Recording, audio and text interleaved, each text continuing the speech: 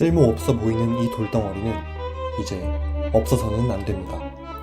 트럼프의 선택을 받은 오늘의 기업, 알루미늄 컴퍼니 오브 아메리카, 줄여서 알코아입니다. 트럼프가 설마 알루미늄 호일 때문에 이 기업을 밀어주는 건 아니겠죠? 먼저 회사 역사를 간단히 소개해드리겠습니다. 1886년 화학자 찰스 마틴 홀은 집 창고에서 알루미늄을 저렴하게 생산하는 방법을 발견했습니다. 그는 피츠버그 리덕션 컴퍼니라는 회사를 설립했고 이는 나중에 알코아가 됩니다. 회사는 알루미늄 주전자와 호일을 발명했고 라이트 형제가 만든 세계 최초 비행기에 알루미늄을 공급했습니다. 1925년 미국 주식시장에 상장했습니다. 혁신은 계속되었습니다. 알코아가 개발한 알루미늄 풀탭 덕에 이런 캔따개는 더 이상 필요가 없어졌습니다. 그 외에도 알코아의 알루미늄은 최초의 달 착륙 그리고 국제우주정거장 프로그램에 기여했습니다. 1979년 알루미늄 재활용을 본격화했습니다. 재활용을 통해 알루미늄을 만들면 원광석으로 만드는 것보다 에너지가 95% 적게 필요하다고 합니다. 2020년에는 저탄소 알루미늄 브랜드를 출시했고 2050년까지 모든 사업장에서 넷 제로 온실가스 배출을 달성하겠다고 밝혔습니다. 알코아는 보크사이트 광석을 채굴해 알루미나를 추출하고 최종적으로 알루미늄을 생산하는 기업입니다. 알코아의 본사는 미국 펜실베니아 피츠버그에 있습니다. 회사 CEO는 윌리엄 오플링거입니다. 그는 올해 58세이며 버지니아 공대에서 산업공학 및 운영연구 학사, 카네기 멜론 대학교에서 산업행정 석사학위를 취득했습니다. 웨스팅하우스와 에머슨 일렉트릭에서 경력을 쌓은 후 2013년부터 알코아에서 근무하고 있습니다. COO, CFO직을 수행했고 2023년부터 CEO직을 수행하고 있습니다. 알코아를 제대로 이해하려면 알루미늄이 만들어지는 과정을 아셔야 합니다. 먼저 광산에서 보크사이트를 채굴합니다. 이 보크사이트를 정제하면 하얀색 알루미나를 얻게 됩니다. 알루미나를 전기분해하면 우리에게 친숙한 알루미늄 금속을 얻을 수 있습니다. 조조 과정을 거쳐 알루미늄을 다양한 형태로 만들고 고객들에게 배송하면 끝입니다. 알코아는 미국과 캐나다, 호주, 스페인, 아이슬란드, 노르웨이, 아프리카의 기니, 그리고 브라질 총 8개 나라에 광산, 정제소, 재련소를 총 25개 보유하고 있습니다.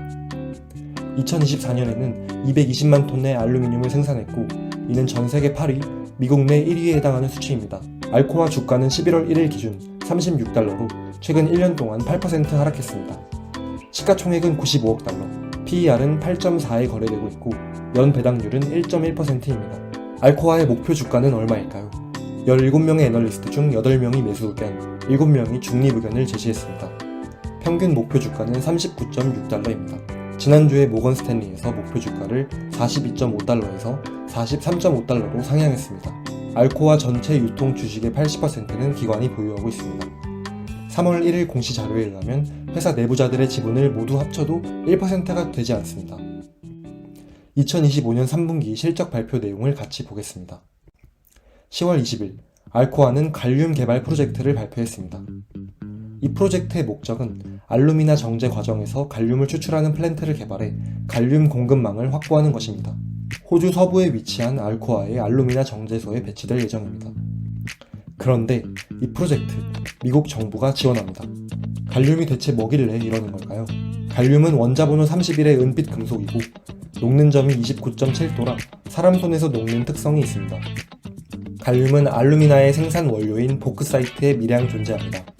그래서 보크사이트로부터 알루미나를 정제하는 과정에서 갈륨을 추출할 수 있는 것입니다. 갈륨은 반도체 산업과 국방 부문의 필수적인 핵심 광물로 분류됩니다. 2024년 한 해 동안 전 세계에서 760톤의 갈륨이 생산되었는데 미국은 생산 능력을 전혀 갖추지 못했습니다. 그 와중에 숙명의 라이벌 중국은 750톤을 생산하며 공급망을 거의 독점하고 있습니다. 알코아의 프로젝트는 연간 100톤의 갈륨을 생산하는 것이 목표입니다. 100톤은 2024년 글로벌 생산량의 13%나 되는 적지 않은 양입니다. 파트너십 구조를 보겠습니다.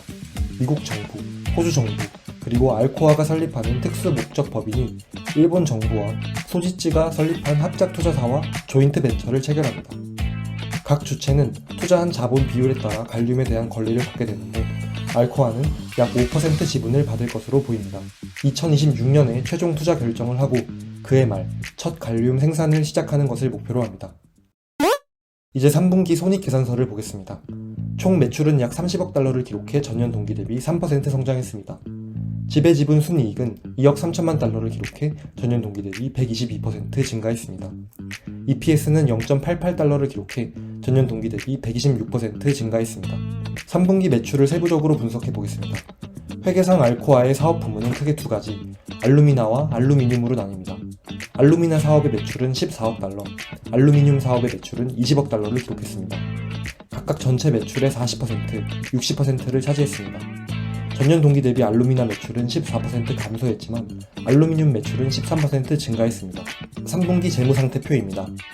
총 자산은 160억 달러이고 그중 유동자산은 53억 달러입니다. 총 부채는 95억 달러이고 그중 유동부채는 34억 달러입니다. 총 자본은 63억 달러입니다. 유동 비율은 156%, 부채 비율은 150%입니다. 9개월 전과 비교 시 부채 비율이 20% 낮아진 점은 긍정적이지만 카메코, 리오틴토 같은 다른 원자재 기업과 비교하면 여전히 높습니다. 최근 9개월간의 현금 흐름표입니다. 영업활동에서는 6억 5천만 달러가 순유입되었고 투자활동에서는 2억 5천만 달러가 순유출되었습니다. 재무활동에서는 9,500만 달러가 순유출되었고 9개월간 순현금 흐름은 플러스 3억 4천만 달러였습니다. 분기 말 현금 및 현금성 자산은 15억 7천만 달러입니다. 4분기 가이던스는 다음과 같습니다. 먼저 알루미나 사업의 경우 출하량이 늘어나 직전 분기 대비 매출이 8천만 달러 증가할 것으로 예상합니다. 알루미늄 사업의 경우 스페인 정전 사태의 영향을 받은 산 시프리안 재련소를 재가동하는 데 있어 부정적인 영향이 발생할 것으로 보입니다. 따라서 직전 분기 대비 매출이 2천만 달러 감소할 것으로 예상합니다. 알코아의 투자 포인트는 어떤 게 있을까요? 첫 번째 투자 포인트는 앞으로 알루미늄 수요가 늘어날 것이라는 점입니다. 1차 알루미늄 수요는 앞으로 10년간 연평균 1%, 2차 알루미늄 수요는 연평균 5%씩 성장할 전망입니다. 이 성장은 중국을 제외한 다른 나라들이 이끌 것으로 보이고 특히 알코아의 주력 시장인 북미와 유럽에서 수요 증가가 예상됩니다. 전기차의 시대가 점점 오고 있는데 철보다 가벼운 알루미늄을 쓰면 차량 무게를 줄여 주행 효율을 높이는 데 도움이 됩니다. 또 알루미늄은 구리보다 전기 전도성이 떨어지지만 저렴한 비용 덕에 훌륭한 대안이 되기도 합니다. 이 밖에도 알루미늄의 수요는 점점 늘어날 것이고 여기서 알코아는 알루미늄 공급망을 완전히 보유한 기업으로서 수혜를 입을 것이라 생각합니다. 두 번째 투자 포인트는 미국 정부가 지원하는 알코아의 갈륨 프로젝트입니다.